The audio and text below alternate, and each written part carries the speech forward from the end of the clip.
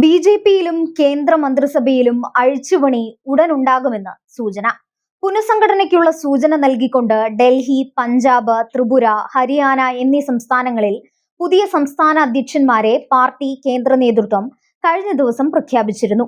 2027 തിരഞ്ഞെടുപ്പ് നടക്കാനിരിക്കുന്ന സംസ്ഥാനങ്ങളിൽ നിന്നുള്ള നേതാക്കൾക്ക് പാർട്ടിയിലോ മന്ത്രിസഭയിലോ സുപ്രധാന സ്ഥാനങ്ങൾ ലഭിച്ചേക്കുമെന്നാണ് വിവരം.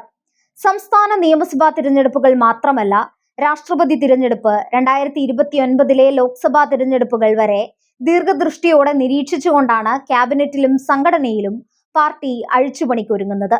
ചില നേതാക്കളെ പാർട്ടിയുടെ സംഘടനാ സംവിധാനത്തിലേക്കും ചിലരെ മന്ത്രിസഭയിലേക്കും കൊണ്ടുവരാനാണ് നീക്കം നടക്കുന്നതെന്നറിയുന്നു. കഴിഞ്ഞ കുറെ കാലങ്ങളായി മന്ത്രിസ്ഥാനത്തിരിക്കുന്ന ചില സീനിയർ നേതാക്കൾ, സംസ്ഥാന അധ്യക്ഷന്മാരായി നല്ല പ്രകടനം കാഴ്ചവെച്ചവർ തുടങ്ങിയവരെയാണ് പരിഗണിക്കുന്നത്.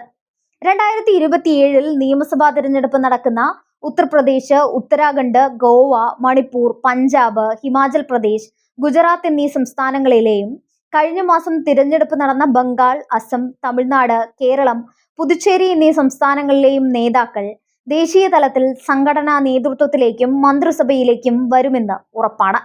പാർട്ടിയുടെ ഏറ്റവും ഉന്നത ബോഡിയായ പാർലമെന്ററി ബോർഡും സെൻട്രൽ ഇലക്ഷൻ കമ്മിറ്റിയും ഇതോടൊപ്പം പുനഃസംഘടിപ്പിച്ചേക്കും. പാർലമെന്ററി ബോർഡിൽ നിലവിൽ 11 അംഗങ്ങളാണുള്ളത്.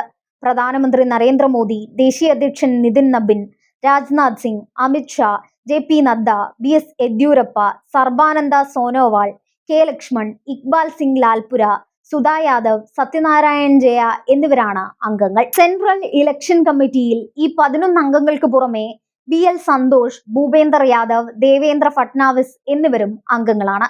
കേരളത്തിൽ നിന്നുള്ള കേന്ദ്രമന്ത്രി ജോർജ് കുര്യന്റെ രാജ്യസഭാംഗത്വ കാലാവധി ജൂണിൽ അവസാനിക്കും.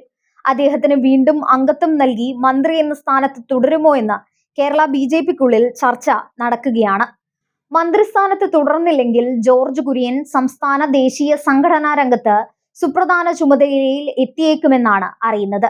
അദ്ദേഹത്തിന് പകരം കേരളത്തിൽ നിന്നും ആരെങ്കിലും മന്ത്രിസഭയിലേക്ക് പരിഗണിക്കുകയാണെങ്കിൽ 2 ന്യൂനപക്ഷ നേതാക്കൾക്ക് സാധ്യതയുണ്ടെന്നാണ് സൂചന. സി സദാനന്ദൻ മാസ്റ്ററെ പരിഗണിച്ചേക്കുമെന്നും ശ്രുതിയുണ്ട്. പാർട്ടിയിൽ വിവിധ കേന്ദ്രങ്ങളിൽ ഇതിനായുള്ള ചരടുവലി നടക്കുന്നതായും അറിയുന്നു. ഗവർണർ ഉൾപ്പെടെ നിരവധി ഭരണഘടനാ സ്ഥാനത്തിനായി 2 വനിതകൾ ഉൾപ്പെടെയുള്ള നേതാക്കൾ നേതൃത്വത്തിനു മേൽ സമ്മർദ്ദം ചെലുത്തി വരികയാണ്. പാർട്ടിയുടെ ഒരു സീനിയർ നേതാവാണ് ഗവർണർ പദവിക്കായി നീക്കം നടത്തുന്നത്. സംസ്ഥാനത്ത് നിന്നുള്ള 2 ഗവർണർമാർ സ്ഥാനമൊഴിഞ്ഞത് ചൂണ്ടിക്കാട്ടിയാണ് ഇദ്ദേഹം ശ്രമം തുടരുന്നത്. എന്നാൽ കഴിഞ്ഞ നിയമസഭാ തിരഞ്ഞെടുപ്പിൽ ഈ നേതാവ് 3ാം സ്ഥാനത്തായി പോയത് അദ്ദേഹത്തിന്റെ സാധ്യതകൾക്ക് മങ്ങലേൽപ്പിച്ചിരിക്കുകയാണ്. 2 വനിതാ നേതാക്കളുടെ സ്ഥിതിയും ഇതുതന്നെ. കേരളത്തിൽ നിന്നുള്ള ബി.ജെ.പി. നേതാക്കളിൽ താക്കോൽ സ്ഥാനങ്ങളിൽ പിന്നാക്ക വിഭാഗങ്ങളിൽ നിന്നുള്ള നേതാക്കൾ പരിഗണിക്കപ്പെടുന്നില്ലെന്ന പരാതി ഉയരുന്നുണ്ട്. സംസ്ഥാന അധ്യക്ഷൻ, കേന്ദ്രമന്ത്രിമാർ, രാജ്യസഭാംഗം, പാർട്ടി ദേശീയ ഭാരവാഹികൾ എന്നീ സ്ഥാനങ്ങൾ അലങ്കരിക്കുന്നത് മുന്നാക്ക ന്യൂനപക്ഷ സമുദായ അംഗങ്ങളാണ്. 3 മുന്നാക്ക സമുദായ അംഗങ്ങളും 3 ന്യൂനപക്ഷ അംഗങ്ങളുമാണ് ഈ സ്ഥാനങ്ങളിൽ ഇരിക്കുന്നത്. മുൻ കേന്ദ്രമന്ത്രിമാരിൽ ഒരാൾ പിന്നാക്ക വിഭാഗത്തിൽ നിന്നും, ഒരാൾ മുന്നാക്ക സമുദായത്തിൽ നിന്നും, മറ്റൊരാൾ ന്യൂനപക്ഷ വിഭാഗത്തിൽ നിന്നുമുള്ളവരായിരുന്നു. മുൻ ഗവർണർമാരുടെ സ്ഥാനലബ്ധി പരിശോധിച്ചാലും 3 പേരും മുന്നാക്ക സമുദായങ്ങളിൽ നിന്നുള്ളവരാണ്.